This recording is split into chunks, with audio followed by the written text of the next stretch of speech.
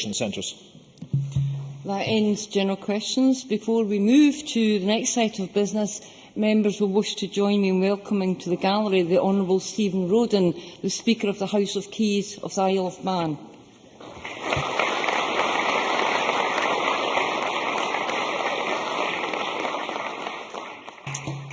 We now move to First Minister's questions. Question number 1, Joanne Lamont. Thank you very much, Presiding Officer. On this day, when we are all thinking of the soldiers' lives lost abroad and the families who are grieving the loss of these brave men, may I ask the First Minister what engagements he has planned for the rest of the day? First Minister. Joanne Lamont rightly reflects on the loss of the Free Scottish Soldier this week. I know that the whole Chamber will want to pay tribute to Corporal William Savage, Fusilier Samuel Flint, Private Robert Harrington of the Royal Regiment of Scotland, who died while serving in operations in Afghanistan. We must also hope that the other 6 brave personnel injured in the explosion make a speedy and full recovery from their injuries. This incident demonstrates once again the dangers faced by our armed forces. They deserve our deepest gratitude for the job they do in the most difficult and trying circumstances. Rightly, in this chamber, there are often different views on the wisdom of military interventions in a variety of places in the world, but there is not, there never has been, any division whatsoever in any party in this chamber about the respect in which we hold our armed forces for the sacrifices they make.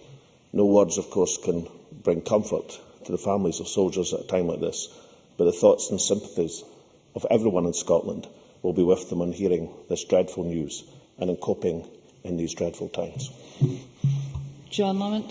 And can I thank the First Minister for what he said? He speaks for all of us in our sympathies and condolences to the families and our very good wishes to those who are injured.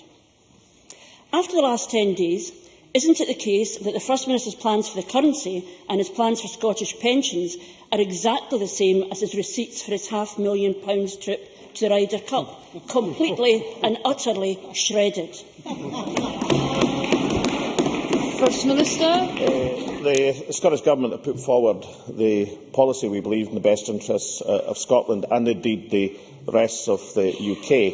I have to say that for the Labour Party to argue that it has any consistency or credibility in its currency policy doesn't bear a single examination. I suppose on the question of currency, with so many supporters advising that the policy advocated by the Scottish Government is correct, I would say, on balance, I agree with Alistair Darling, who on the 10th of January in Newsnight Scotland said, of course it will be desirable to have a currency union.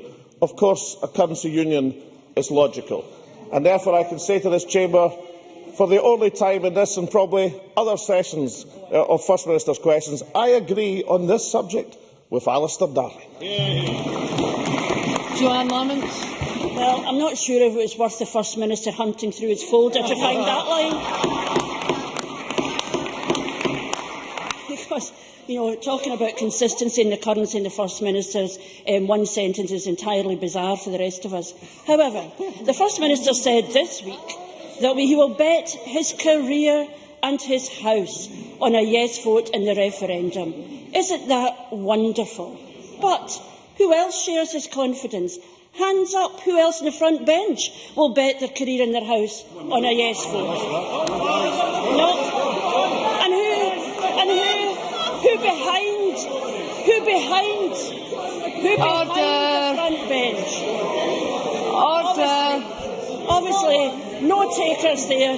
Let's try the back benches. Who behind the front bench, with no career but a house, would bet the house on a yes vote? You want to put your hands up? Hands up? No?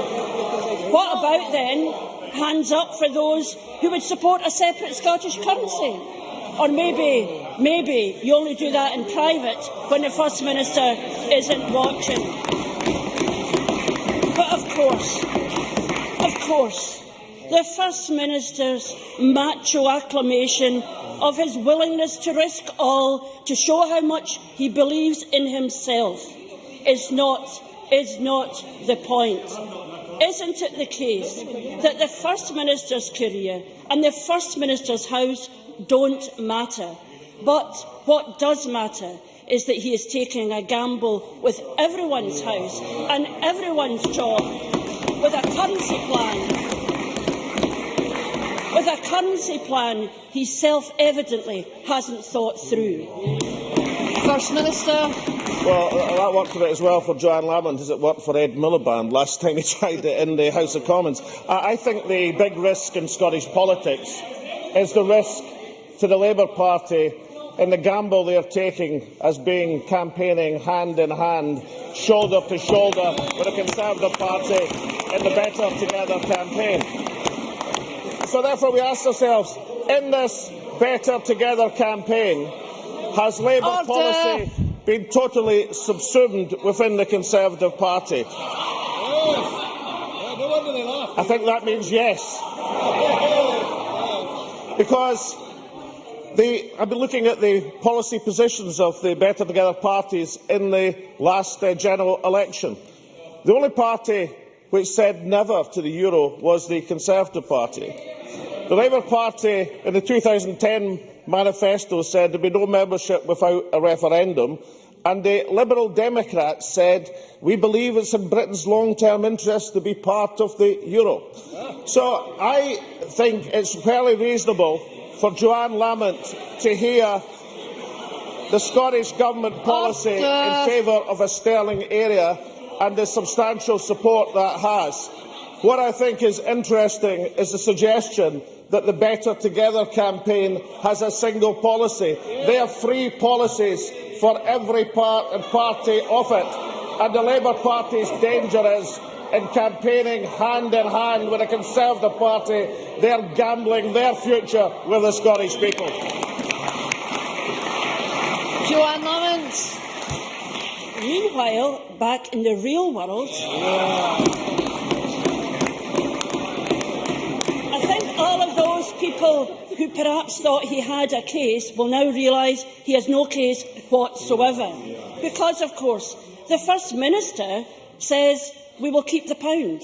The chair of the Yes campaign says we should have a separate Scottish currency and then prepare to join the euro. To put it at its kindest, this is a complete shambles. The First Minister said that the last Chancellor was responsible for the Royal Bank of Scotland nearly going under, the bank the First Minister used to work for, but now claims the current Chancellor... I'm sorry. I thought he knew they had used to work for the RBS, but never mind. So he says the last Chancellor was responsible for what happened to RBS, but this Chancellor has no control over the Bank of England. You simply could not make it up. The people of Scotland deserve honesty. The people of Scotland deserve honesty and clarity. This isn't about the First Minister's bravado and gambling. This isn't about a smart soundbite for him. This is about people's jobs, their homes, their mortgages, their pensions and their savings. So, for the sake, well, it may be same old to the backbenchers, it is about people's jobs, homes, mortgages, pensions and savings. That is not same old for a group obsessed with a separation. It is about the real world. So, for the sake of clarity, will the First Minister simply now rule out a separate Scottish currency? First Minister. I've got news for Joanne Lamont. What brought the Royal Bank of Scotland and many other financial institutions, Northern Rock, into trouble was not the Bank of England's control of interest rates, but partly the Financial Services Authority lack of regulation of the banking system, and which,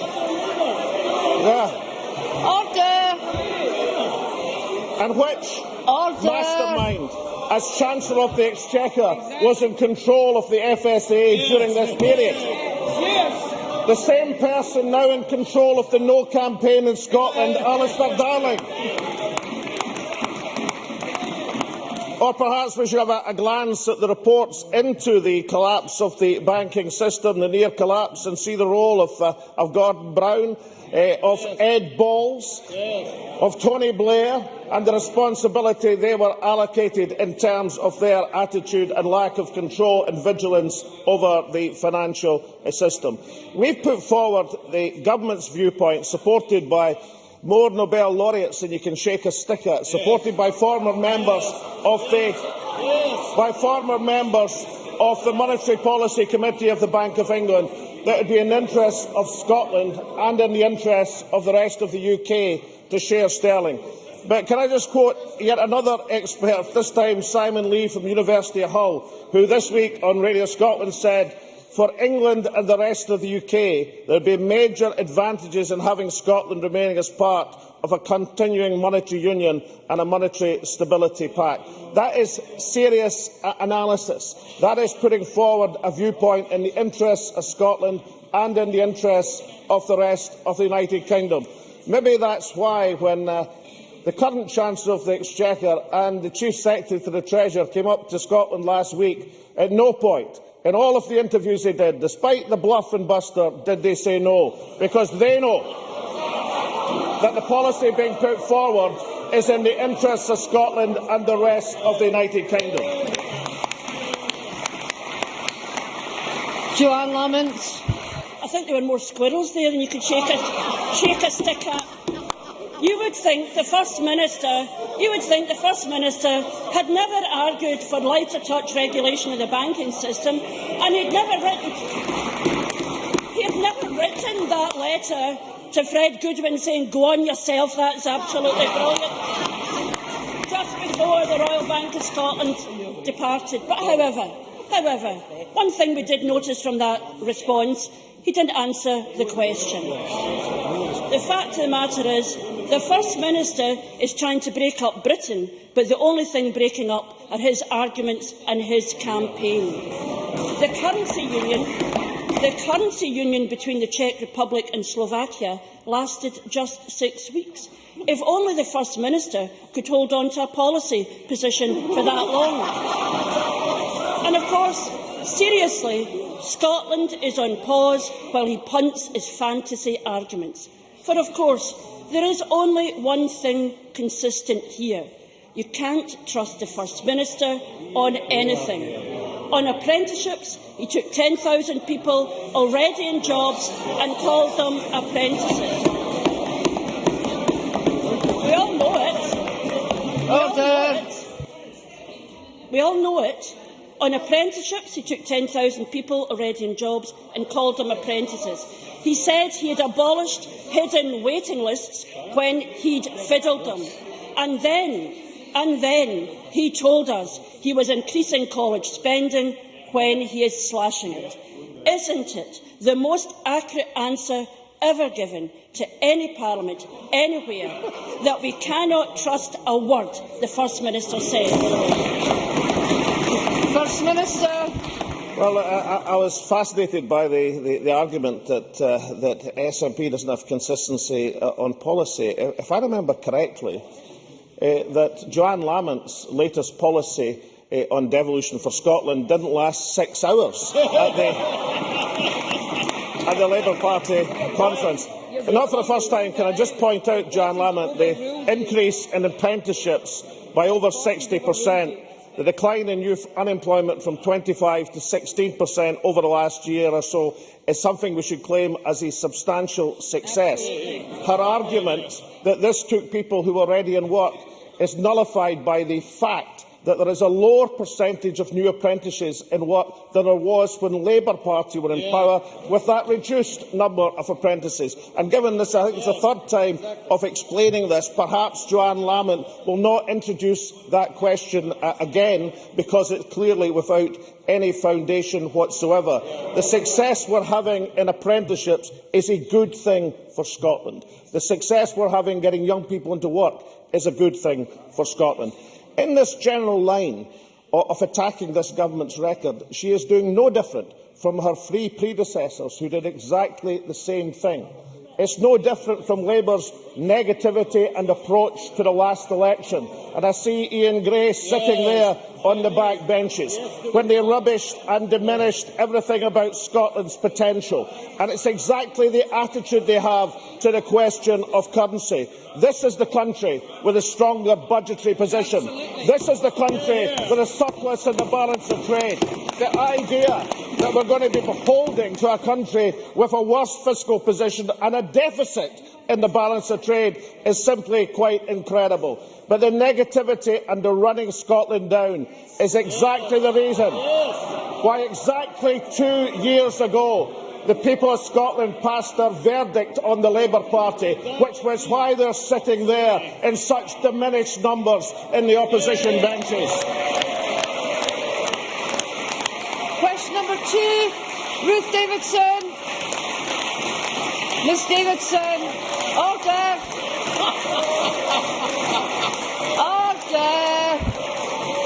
Order. Ms Davidson. Thank you, Presiding Officer. I would also like to recognise the service and the sacrifice of Corporal William Savage and Fusilier Samuel Flint from the Royal Highland Fusiliers, 2nd Battalion, the Royal Regiment of Scotland, and to Private Robert Hetherington of the 51st Highland 7th Battalion, who was a Territorial Army member. I would also like to associate myself and my party with the expressions of both gratitude and of condolence offered to the families and the good wishes to those who have been injured in that attack. I'd like to ask the First Minister when he will next meet the Secretary of State for Scotland. First Minister. I acknowledge the references that Ruth Davidson has made to the soldiers and their families. No plans in the near future. Ms Davidson. Thank you. To summarise the currency debate so far, we've had the First Minister say that he's right and that senior nationalists, that separatist colleagues, that Yes Scotland board members, that 3 former Bank of England experts and his own former economic adviser are all wrong. So I'd like to ask the First Minister, is the Institute of Chartered Accountants for Scotland wrong too? Because it published a report in the last week saying that it would be illegal under EU law for pension schemes between a separate Scotland and the rest of the UK not to be fully funded. The First Minister's response is to simply say, well, we'll change the law, we'll just rip it up. So, can I ask him, how many of the 27 individual member states that he needs to agree has his government had discussions with on this issue to protect the pensions of the people of Scotland? First Minister. We're not seeking an opt-out from the EU regulations, which of course are designed to facilitate cross-border pension schemes. But if Ruth Davidson had actually read the Institute of Chartered Accountants report, they'll see they not only raised the issue, they put forward the 3 solutions to the issue, none of which, incidentally, involve opting out of EU pension schemes. In terms of discussions, of facilitation, discussions they call for with the UK Government, we are very, very willing to have, not only on this, incidentally, but on a range of other issues. So perhaps Ruth Davidson would use that extraordinary influence that she has with her colleagues in London to enable them to agree with the Defence Committee, the Foreign Affairs Select Committee, the Institute of Chartered Accountants of Scotland, and engage in constructive discussions with the Scottish Government in the way that we want to do. Come on, strike out for Conservative Party independence in Scotland. Ruth Davidson. Well, I've got the ICAS report here, and it does raise a number of questions, 12 of them, in fact, none of which seem to be answered by your finance spokesman on Sunday when he took to the airwaves to try to protect it. The one that I liked most was, would there be a Scottish protection fund? Because the UK Pension Protection Fund currently pays and manages the pensions of no less than 16,000 Scots whose schemes have gone under. And here's another question for the First Minister. This time it's from Ronald Bowie, who is a past president of the Institute and Faculty of Actuaries, and he knows a thing or two about pensions. He says, it can take 50 years to prove a pensions system works, and by then it is too late to do anything if it doesn't. The odds strongly favour staying within the UK system. Why gamble against it? Well, the First Minister admitted on the television that he is a betting man, On currency and pensions, is he not gambling with the financial future of every man, woman and child in Scotland? First Minister. I was suggesting that the Conservative and Labour parties might have different policies in the currency. I now see they're using exactly the same lines in questions. I know it was unfortunate for Ruth Davidson that Joanne Lamont has the first question, but it doesn't get any better the second time it's suggested than the first time it's suggested. Can I say why the position of an independent Scotland, I think, is going to be stronger than the position of the UK with regard to pensions?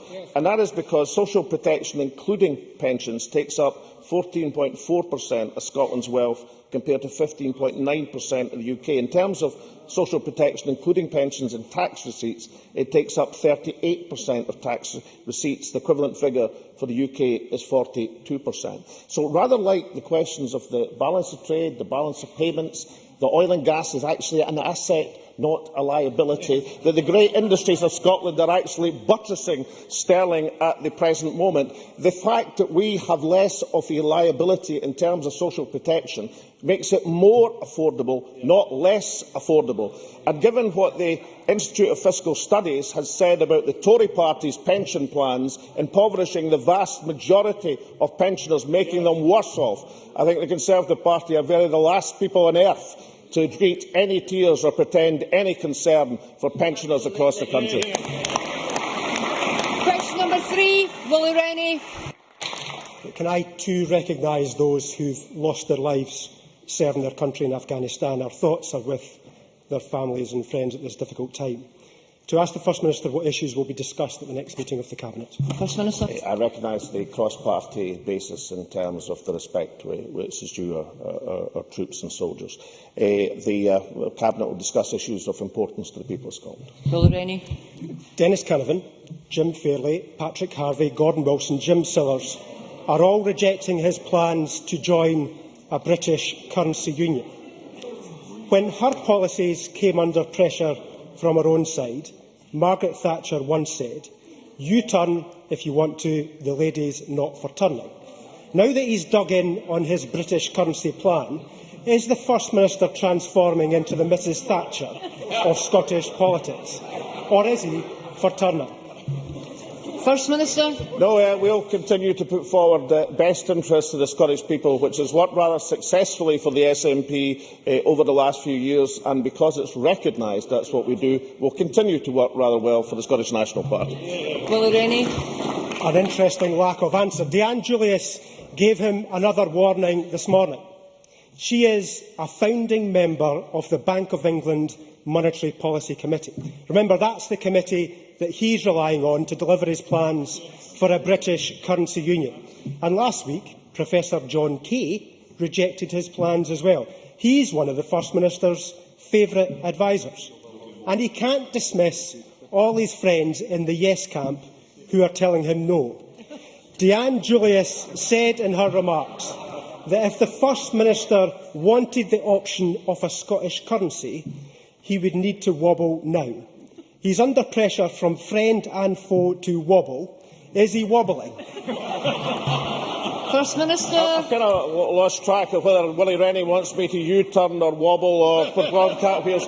Listen, any wobbling or U-turning or cartwheels would be as of nothing to what the Liberal Democrats have achieved in terms of performance in politics.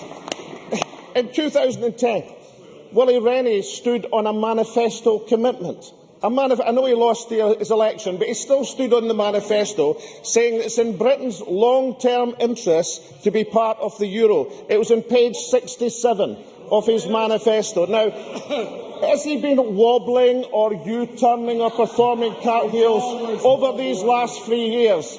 Or is the biggest wobble that concerns people in Scotland about Willie Rennie is his role and his party's role in putting the Conservative Party into power at Westminster? Question number 4, Sandra White. Thank you, Presiding Officer. To ask the First Minister how communities are benefiting from the proceeds of crime. First Minister. Well, the Proceeds of Crime Act is having a real impact on how Scotland's prosecutors and police tackle criminality at every level. Since the legislation was introduced 10 years ago, over £80 million of assets has been seized. Through actions of this Government in 2007-8 our communities are now benefiting directly from the seizure of these assets. The hugely successful Cashback for Communities programme is investing Crook's cash in facilities and activities for our young people and their communities, the length and breadth for the country. Sandra White. Thank you, Presiding Officer. I thank the First Minister for his reply. Can the First Minister confirm that the investment of that which is mentioned, £80 million, and future recoveries made through the proceeds of crime legislation will be continued to be invested across Scotland through Cashback for Communities to build on the impact of the £50 million invested since 2007? First Minister. Well, yes, I can. And Sandra White is right to point to the £50 million recovered. That directly benefits over 600,000 young people. It's generated over 11,000 volunteers who are now putting something back into their communities. It's a first-class scheme. It deserves widespread support. It touches and helps the constituencies and areas of every single member in this chamber.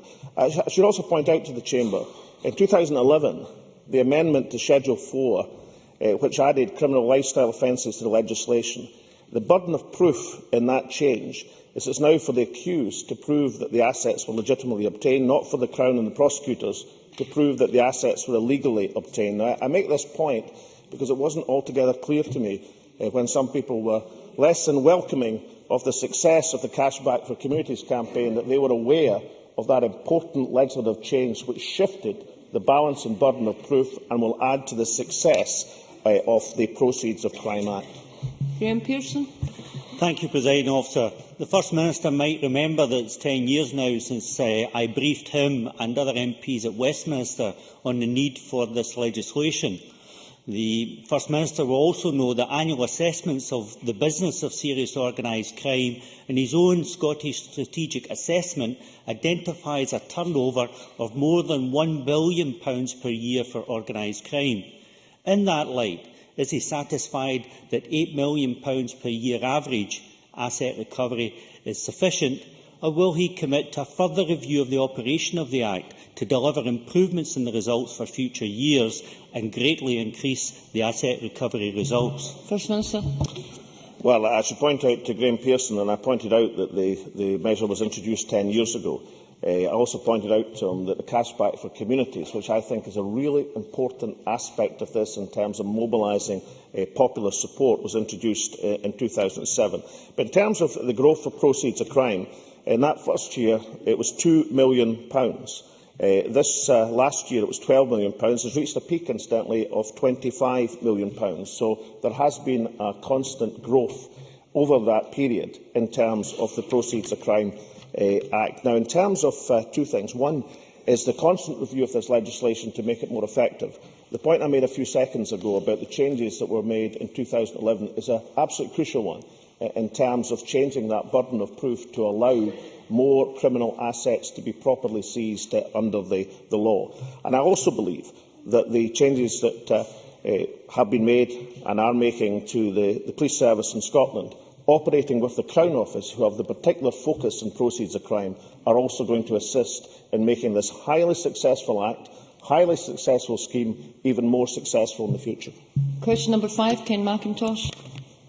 To ask the First Minister what discussions the Scottish Government has had with the European Commission regarding an opt-out from pension regulations should Scotland become independent. First Minister. Well, as I've already said, the Scottish Government would not be seeking an opt-out of European pensions regulations to independent Scotland because one is not required or necessary. Ken McIntosh.